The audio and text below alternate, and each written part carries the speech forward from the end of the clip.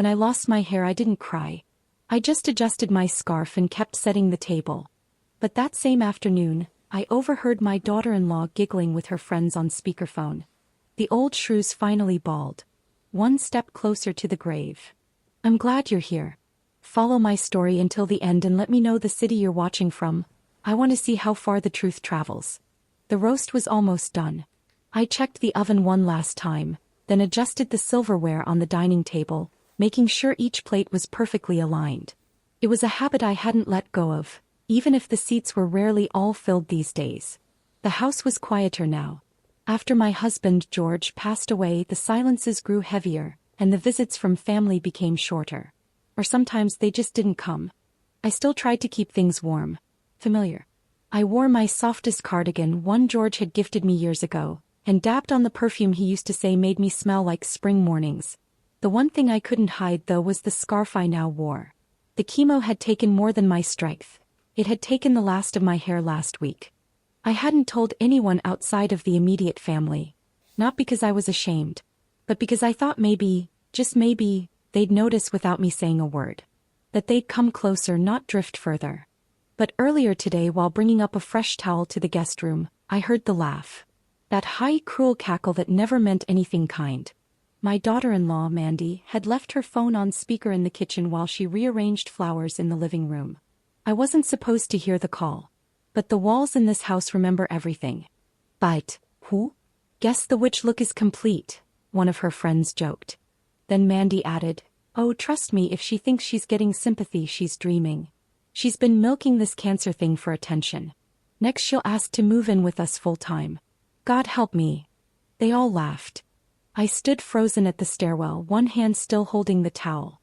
My other hand slowly reached up and touched the scarf wrapped tightly around my head.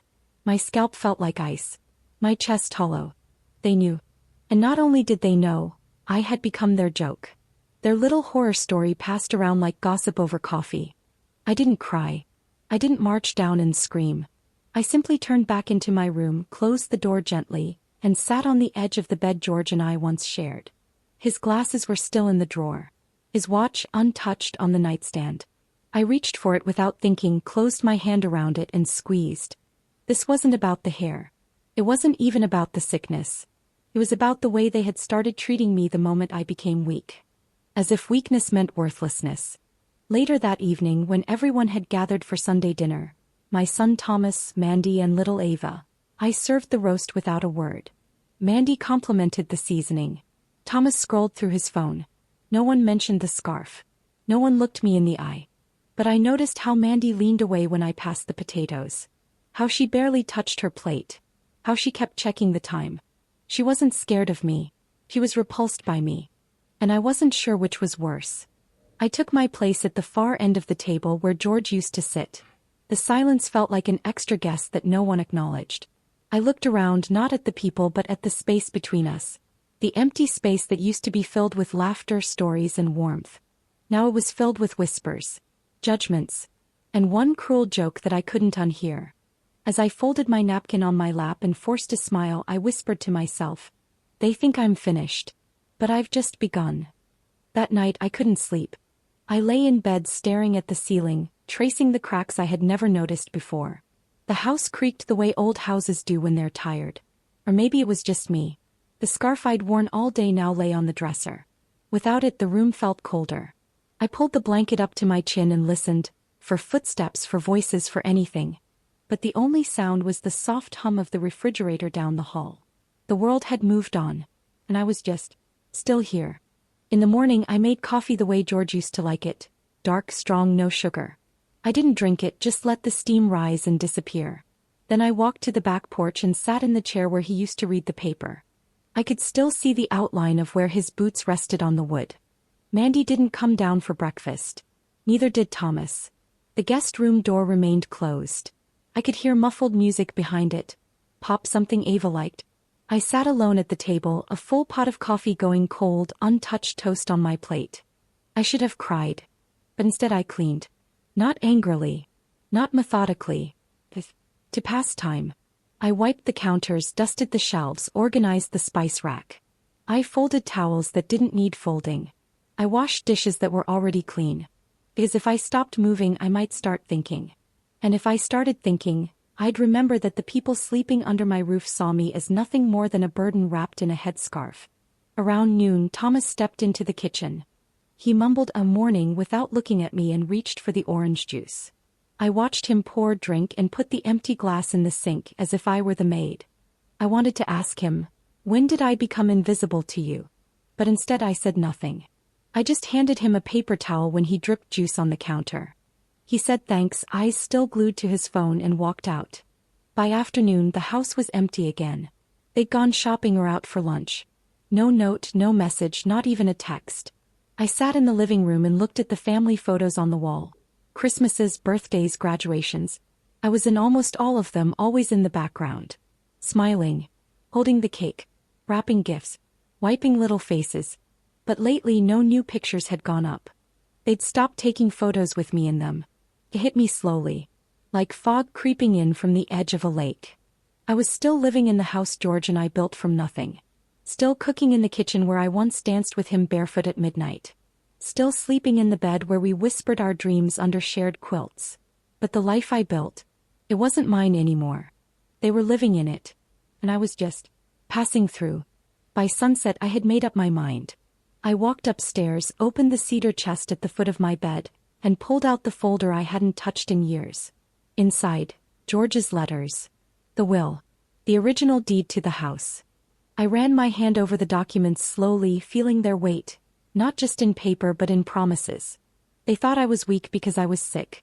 But I wasn't weak. I was quiet. And there's a difference. I spent that evening reading George's handwriting.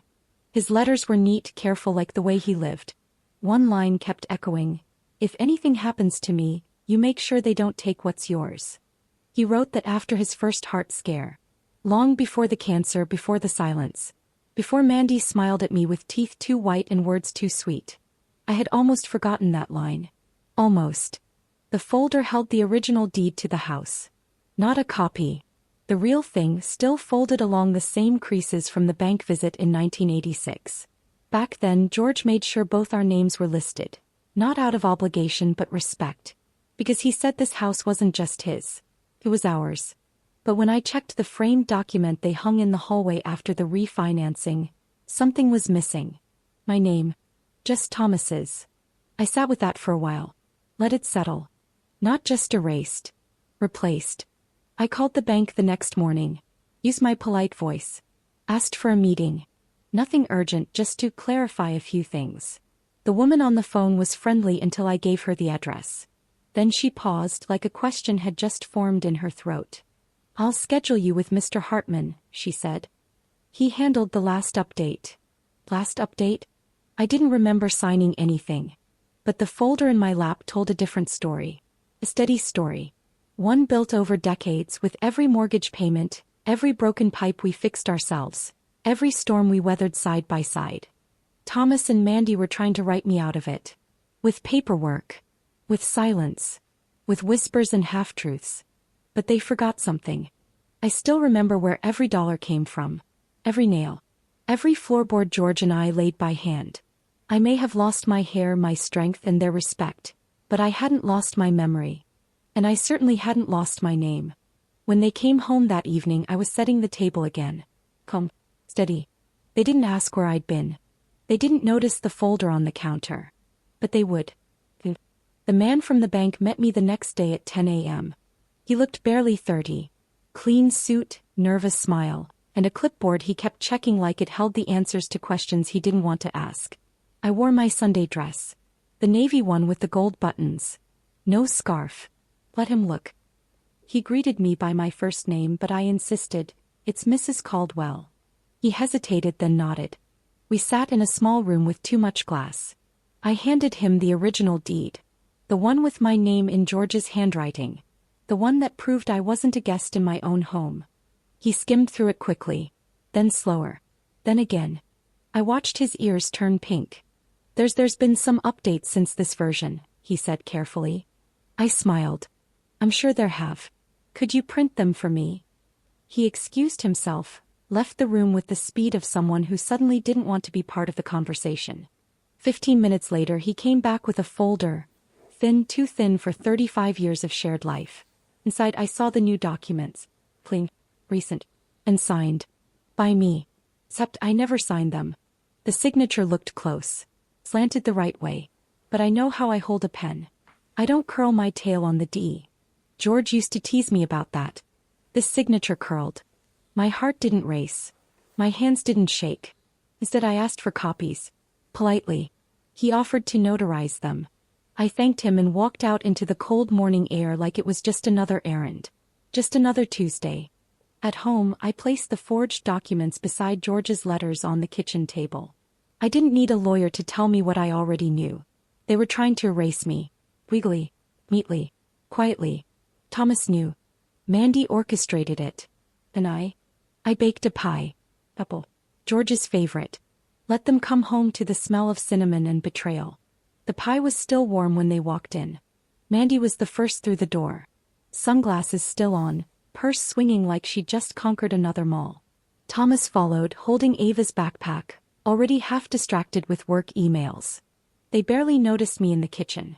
Something smells amazing, Mandy said, setting her bag down. Mom, did you bake? She only used that word when she wanted something, or when she was guilty.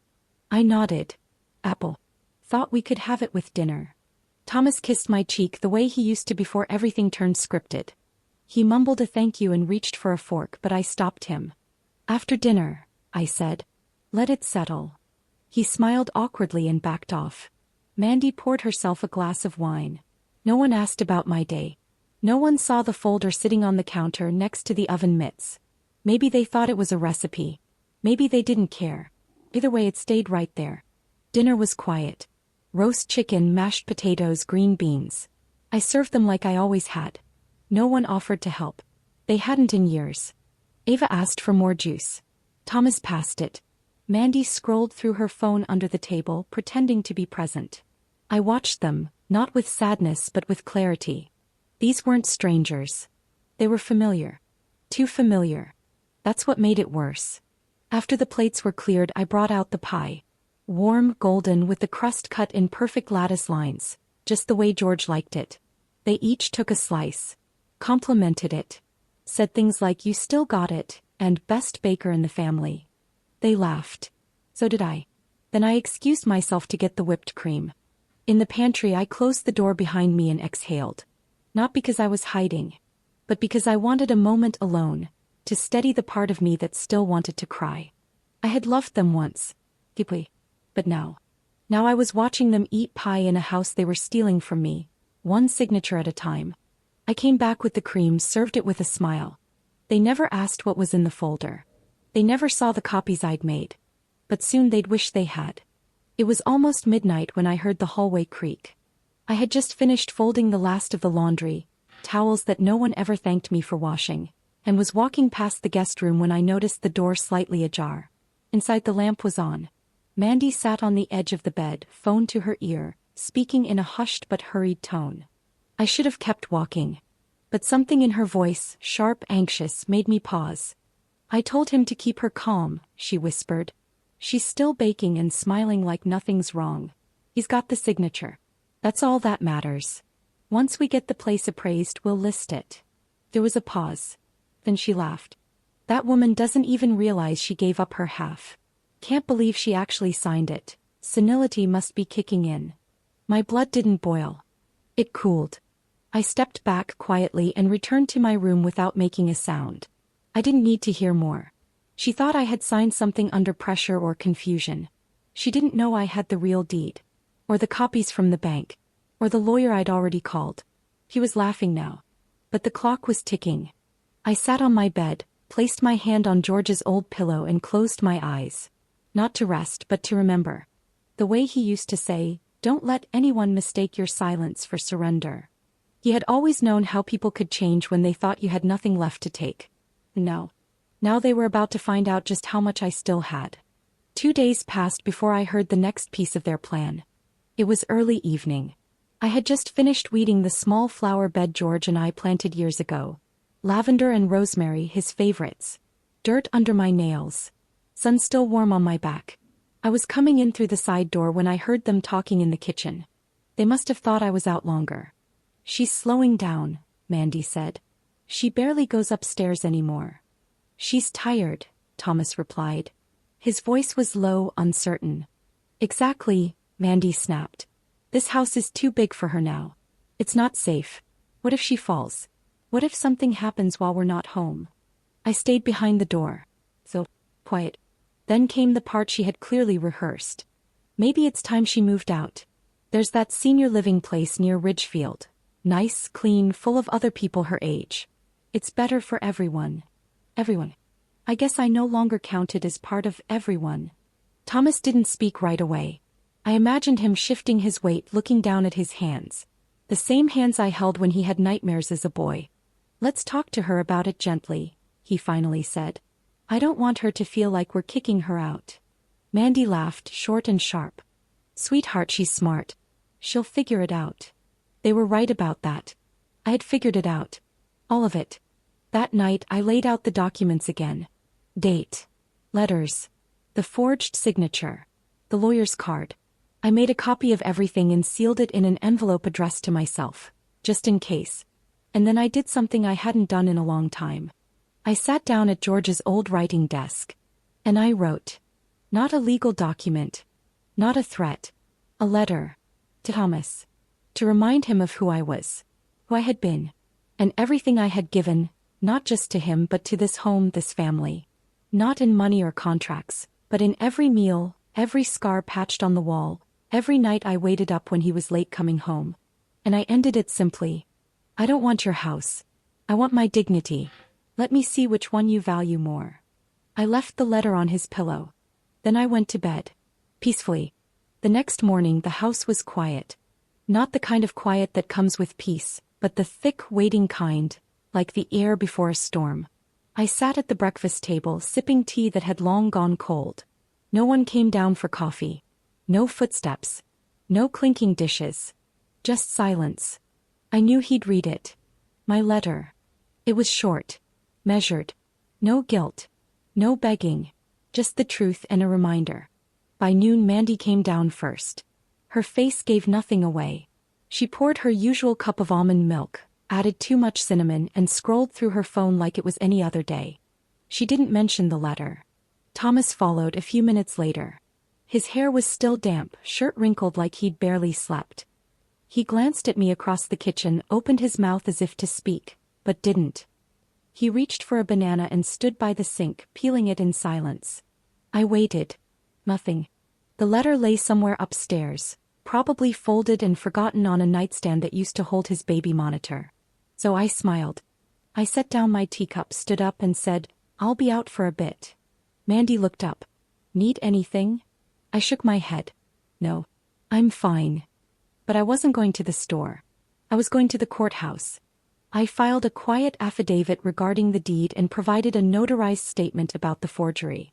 I attached copies of the documents the bank had given me, along with a handwriting comparison from a trusted friend of George's, who just so happened to have a degree in criminal justice. It wasn't revenge. It was insurance. Afterward I stopped by the cemetery. George's headstone was cool under my fingertips. I brought lavender, his favorite, and sat for a while, letting the breeze carry away whatever was left of the weight I'd been holding. I'm handling it, I whispered, in my own way.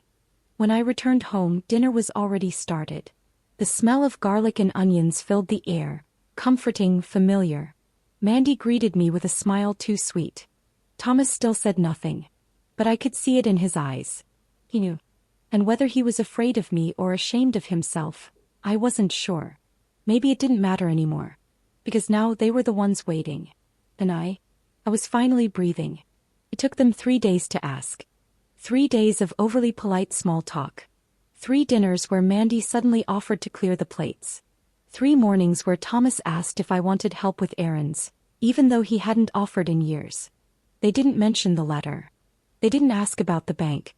But they had started noticing the shift. I moved differently now.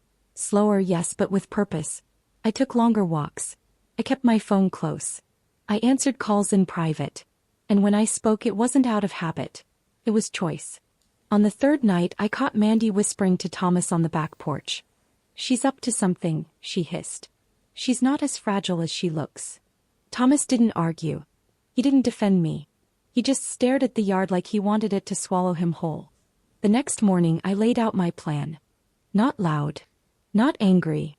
Just clear. I called a family meeting. Not in the kitchen. In the living room, George's old leather chair still in the corner, my seat now. I asked them to sit. Mandy crossed her legs, arms tight. Thomas avoided my eyes. I know what you did, I began. I watched their faces. Saw the color shift in Mandy's cheeks. The twitch in Thomas's jaw. I've filed my report. The county is aware of the forged documents. The bank has a record. And I've hired counsel to oversee every step forward. Mandy opened her mouth, but I raised a hand. I'm not here to argue. Or to fight. I'm here to inform you. Thomas finally spoke. Mom, we didn't mean. I know exactly what you meant, I said, my voice steady. And now you know what I mean. I stood up, picked up the folder from the side table and handed it to him. Read it, or don't. But understand this house remembers who built it. And so do I. Then I walked out. Into the garden. Into the light. And for the first time in weeks, I felt the breeze on my bare scalp and didn't reach for a scarf. 2 days after the living room confrontation, they tried to play normal. Thomas mowed the lawn like he used to in college summers, sweating through an old t-shirt. Mandy brought home groceries she thought I liked. Fat-free yogurt, decaf tea, frozen chicken breasts. Things I never once asked for. I let them try. Let them circle, adjust, retreat. Then I invited them to dinner. I told them it was for Ava's sake. A quiet, family-only celebration. She'd aced her school project and deserved something special. Mandy, of course, jumped at the chance. She ordered balloons and a cake. She dressed up like it was a holiday. Thomas grilled. Ava wore her sparkly shoes. I wore George's favorite brooch. And no scarf. The dining room table was set for 6, though we were only 5. I left the extra seat open beside me where George used to sit. For memory. For wait. Dinner was pleasant, on the surface. Laughter came easy to Mandy when she was being watched. Thomas made jokes about high school and the time I sewed his Halloween costume by hand. I smiled. Ava beamed. After dessert I brought out a small box. This, I said gently, is the copy of the original deed. I handed it to Ava. For you. Someday. Not now. Mandy's face froze. Thomas sat up straighter. I continued. This house has a long memory, and it will outlast all of us. But I want her to know where it started. Who built it? Who protected it? No one said a word. Ava, too young to understand the shift in air, held the box with both hands and smiled like it was treasure. To me it was. I didn't raise my voice. I didn't accuse. I didn't throw anything. I simply stood and walked to the window. The night air was cool. The sky clear. Behind me chairs scraped. I heard Mandy's voice, shaky low. Are we still welcome here? I turned, met her eyes. You're here, aren't you? I didn't answer the real question. Because I didn't need to. This was my home. And they knew it now.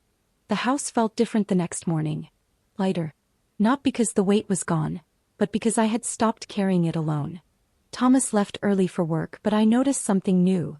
The dishes were rinsed and stacked beside the sink. Not perfect, but effort. Mandy stayed upstairs most of the day. No footsteps. No orders barked through the hallway. Just quiet. Ava played in the living room with a cardboard crown on her head and the deed box beside her like a secret chest. She didn't understand yet, but she would. I spent most of the afternoon in the garden. The lavender was blooming again. I clipped a few stems, tied them with twine, and left them in a small jar on George's old workbench in the garage. I still liked the way that room smelled, wood, oil, dust. Honest smells. Later that evening, as I folded laundry in the den, Thomas knocked gently on the doorframe. Can we talk? He asked. I nodded. He sat across from me, hands clasped. The same hands I once taught to tie shoelaces, now gripping each other like they were holding back something heavy. I don't know when I stopped seeing you as Mom, he said. You've always been there. Always handled things. I think I just assumed you'd keep doing that no matter what. I let the silence hang. He needed to feel it. I didn't know about the forgery, he added. Not until after. Mandy said it was standard. That it would simplify things. I didn't ask questions. And that's on me. I nodded again slowly. That's how people lose things, Thomas, I said softly. Not with fire. With silence. He looked down, eyes glassy. I'm sorry. 3 words. Not enough. But real. I know, I said. But I'm not leaving. And I won't be erased. You wanted simple. But I've lived too much life to fit into something simple. He gave a small, broken laugh. Yeah. I can see that now. We sat for a moment. No accusations. No begging. Just truth settling into old walls. Before he left the room, I added, tell Mandy she doesn't have to pretend. But if she wants to stay in this house, she'll need to learn something I already taught you. He paused. What's that? Who built it? Then I returned to my laundry. A shirt of Ava's. A towel still warm from the dryer. And a calm I hadn't felt in years. A week passed. The tension faded, not all at once but gradually, like morning mist peeling off a warm field. There were no grand apologies. No dramatic gestures. But something quieter began to settle into the bones of the house. Respect. Thomas came home earlier now. He fixed the broken hinge on the screen door without being asked. He brought me coffee one morning, just the way George used to take it. Too strong, too honest to pretend. Mandy didn't leave. But she changed. Or maybe, she revealed a version of herself she never thought she'd need to show to me. She started spending more time in the kitchen not because she had to but because I let her. We didn't become close overnight. But the silence between us no longer had sharp edges. Softened. Neva. She kept the deed box under her bed. She called it her memory box now. One night I passed her room and saw her showing it to her dolls. Explaining how her grandpa built the house. How grandma grew flowers that smelled like purple and clean wind. How one day she would have a garden too. I didn't cry. But I did sit in the hallway for a long time listening. And remembering. Remembering what I nearly lost. Not the house but my place inside it. The history woven into its walls. The birthdays, the burned pies, the nights George and I stayed up late dancing to a record that skipped every third beat. The mornings I nursed Thomas through fevers. The afternoons I buried sadness in fresh laundry and rosemary bread. One afternoon I stood by the window and caught my reflection. I was still bald. Still tired. But I wasn't broken. And I wasn't gone. The scarf stayed off. Not as defiance but as declaration. This is who I am. This is what I've walked through. And if my bare scalp makes someone uncomfortable, they're free to look away. I've earned every inch of this silence, this softness, this strength. I don't know what comes next. Maybe Mandy and I will never be close. Maybe Thomas will still forget to call sometimes. Maybe Ava will outgrow her memory box and move far away. That's life. But I do know this. No one will erase me again. Not in ink. Not in whispers. Not in their version of the story. Because the house still knows my name. And so do I.